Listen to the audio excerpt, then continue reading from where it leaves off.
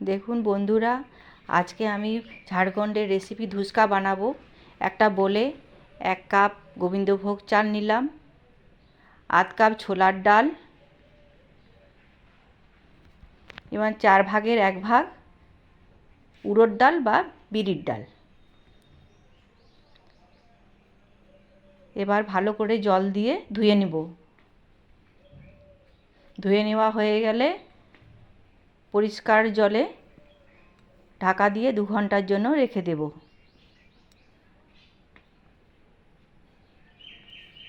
2 ঘন্টা হয়ে গেছে। এবার দেখুন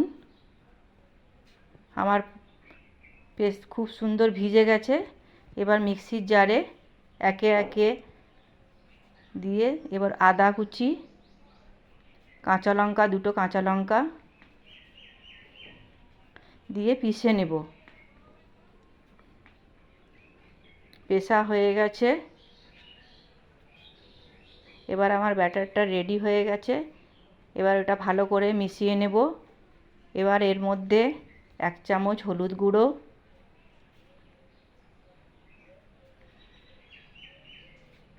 ও স্বাদ মতন নুন দিয়ে ভালো করে নেড়ে আবারও 2 ঘন্টার জন্য রেখে দেব।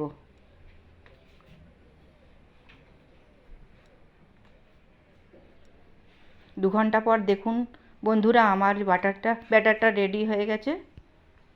এবার তেল গরম করেছি, তার মধ্যে একে একে দিয়ে দেব।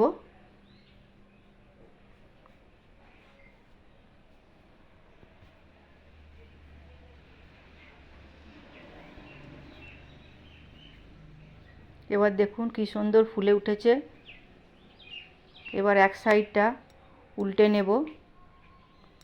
এক সাইডটা ভাজা হয়ে গেছে, উল্টে নিলাম। আরেক সাইডটা ভাজা হয়ে গেলে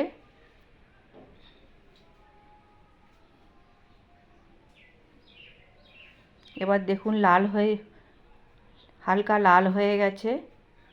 এবার আমার এটা ভাজা হয়ে গেছে। এবার একে একে তুলে নিলাম।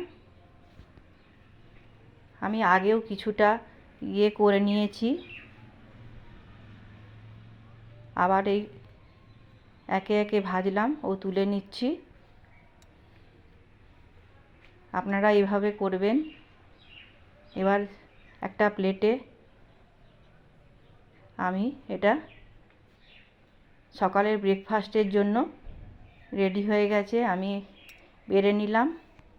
এর সাথে ছোলা আলুর তরকারি ও আলুর দম খুব ভালো যায়।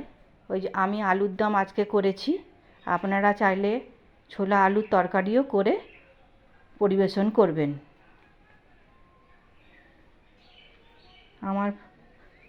আমার সব রেডি হয়ে গেছে। এবার এটা ব্রেকফাস্টের জন্য প্রস্তুত।